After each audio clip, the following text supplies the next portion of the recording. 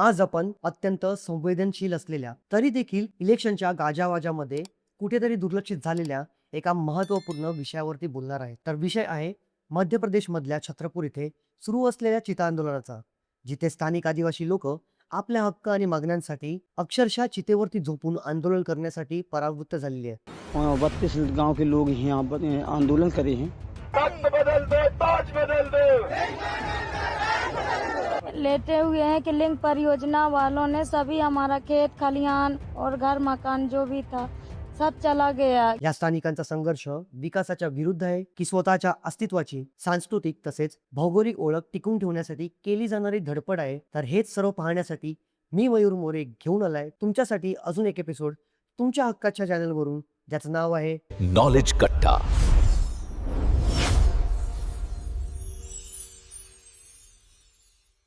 1990च्या दशकामध्ये भारतामधल्या काही महत्त्वपूर्ण आणि जलसाठ्याने समृद्ध असलेल्या नद्यांना एकमेकांशी जोडत त्यांचे पाणी दुष्काळग्रस्त भागांपर्यंत पोहोचवण्याचा एक बहुउद्देशीय अहवाल मांडण्यात आला होता. ह्याच अहवालाच्या अंतर्गत मध्य प्रदेश आणि उत्तर प्रदेशमधून वाहणाऱ्या केन आणि बेतवा या दोन नद्यांना एकमेकांशी जोडत मध्य प्रदेशमधल्या दुष्काळग्रस्त बुंदेलखंड भागामध्ये शेतीसाठी जलविद्युत निर्मितीसाठी पाणी पुरवठा करत हजारो हेक्टर क्षेत्र हे सिंचनाखाली आणण्याचा विचार होता. त्यामुळे ह्याच अंतर्गत केन बेतवा इंटरलिंक प्रोजेक्ट या नावाने एका राष्ट्रीय प्रकल्पाचे भूमिपूजन 25 डिसेंबर 2024 साली पंतप्रधान नरेंद्र मोदी यांच्या हस्ते करण्यात आले. ह्या प्रकल्पाच्या अंतर्गत केन नदीवरती दोधन धरण बांधण्यात येणार आहे आणि केन नदीचे पाणी 200 किलोमीटर लांबीच्या कालव्याद्वारे बेतवा नदीच्या परिसरामध्ये सोडण्यात येणार आहे. यासाठीच या परिसरामध्ये असलेल्या बहुतांश गावांचे विस्थापन केले जाणार आहे. सोबतच हा प्रकल्प पन्ना टायगर रिझर्व्ह मधून जाणार असल्यामुळे इथे मोठ्या प्रमाणावरती झाडांची कत्तल केली जाणार आहे आणि ह्यासारख्याच कारणांमुळे या प्रकल्पाला निसर्गप्रेमी आणि स्थानिक लोकांचा विरोध पाहायला मिळत आहे. या प्रकल्पाच्या अंतर्गत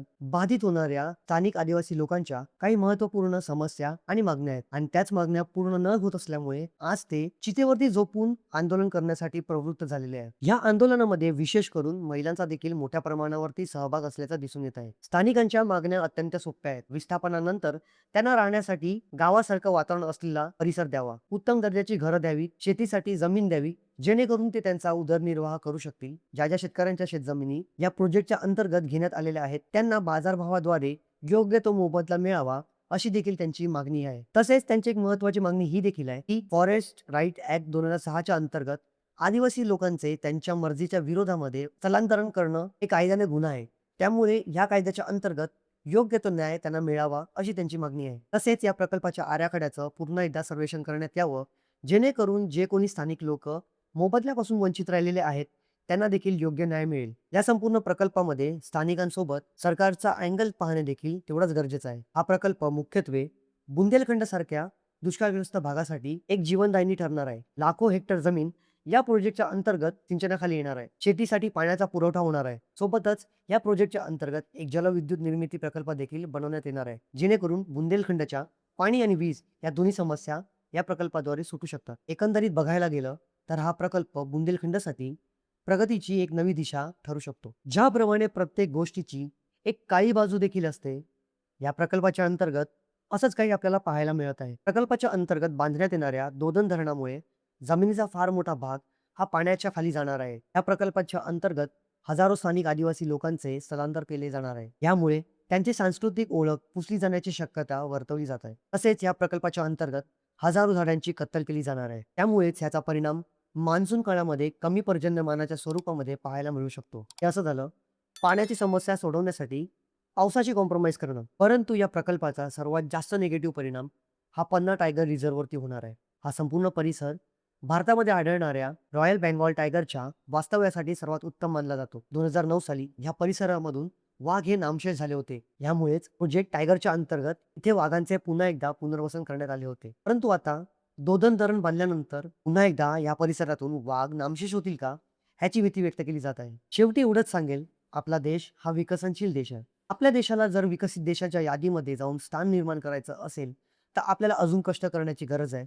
सोबतच प्रगतीच्या दिशेने योग्य ती पावले उचलण्याची गरज आहे. परंतु असे कोणतेही प्रगतीचं पाऊल जे निसर्गावरती घाव घालते, ज्यामुळे स्थानिक लोकांचे जीवन हे अस्ताव्यस्त होते, तसेच सांस्कृतिक ओळख पुसण्याचा प्रयत्न करते, अशी प्रगती नसून तर ती अधोगती आहे. ह्यामुळेच या व्हिडिओद्वारे माझे सरकारकडे एकच मागणी आहे की केन बेतवा रिव्हर इंटरलिंक प्रोजेक्टच्या अंतर्गत बाधित होणाऱ्या स्थानिक लोकांच्या ज्या काही समस्या आहेत त्यांचं योग्य ते निवारण केलं जावं. सोबतच निसर्गाला कमीत कमी इजा पोहोचवत हा प्रोजेक्ट कशा प्रकारे परिपूर्ण करण्यात येईल ह्याचा विचार देखील केला जायला पाहिजे, जेणेकरून बुंदेलखंड सारख्या दुष्काळग्रस्त भागाचा विकास साधता येईल. सोबतच निसर्गाचा समतोल देखील बिघडणार नाही. तर कट्टाप्रेमी, तुम्हाला काय वाटते? हा प्रोजेक्ट योग्य आहे का? या प्रोजेक्टद्वारे स्थानिक लोकांचे शोषण केले जात आहे, त्यांच्यावरती अन्याय होत आहे. तुमच्या प्रतिक्रिया तुम्ही मला कमेंट बॉक्समध्ये कळवू शकता. आणि अशाच साऱ्या माहितीपूर्ण व्हिडिओसाठी आपल्या चॅनलला सबस्क्राईब करायला विसरू नका.